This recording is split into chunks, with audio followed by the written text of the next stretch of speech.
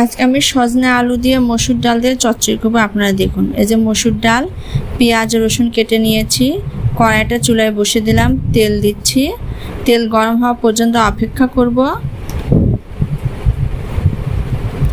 এবার আমি রসুনগুলোকে প্রথমে দিয়ে দিচ্ছি, এরপর পেঁয়াজগুলো দিয়ে দিব।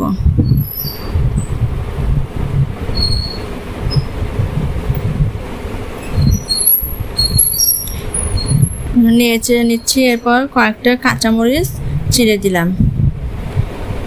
নেড়ে করার পর আমি মসুর ডালগুলো দিয়ে দিব।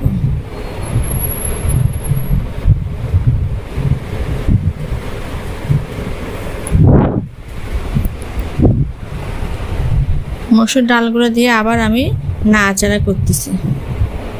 সজনে ডাঁটা দিয়ে মসুর ডাল দিয়ে চচ্চড়ি খেয়ে দেখবেন কেমন হয়েছে, কমেন্টে আমাকে জানাবেন। আপনাদেরও ভালো লাগবে বন্ধুরা, আপনারা খেয়ে বলবেন। এরপরে সজনাগুলো দিয়ে দিচ্ছি।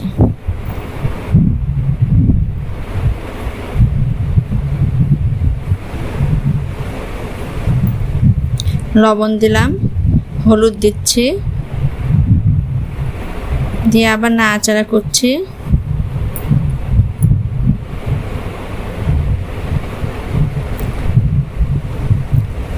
রান্নাটি ভালো লাগলে আমার রান্নাটির ভিডিওটিকে সাবস্ক্রাইব করবেন, লাইক দিবেন, কমেন্ট করবেন। এবার আমি জল দিয়ে দিচ্ছি। আমার ভিডিওটিকে শেয়ার করে দিবেন আপনাদের বন্ধু বান্ধব আত্মীয় স্বজনের কাছে।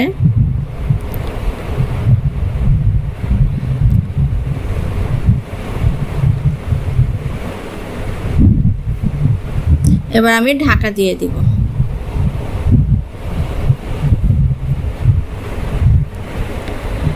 রান্নাটি খেয়ে ভালো লাগলে আমাকে অবশ্যই জানাবেন।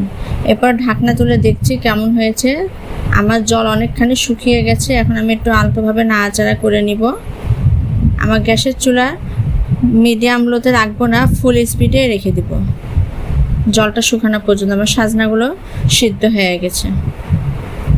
চটপট চটজলদি এই রান্নাটা করে দেখবেন কেমন লাগছে। খুব সহজে এই রান্নাটি করা যাবে সামান্য উপকরণ দিয়ে। হাতে সময় না থাকলে চটজলদি এই রান্নাটা রান্না করে খেয়ে নিতে পারবেন আপনারা সবাই। মজা করলাম।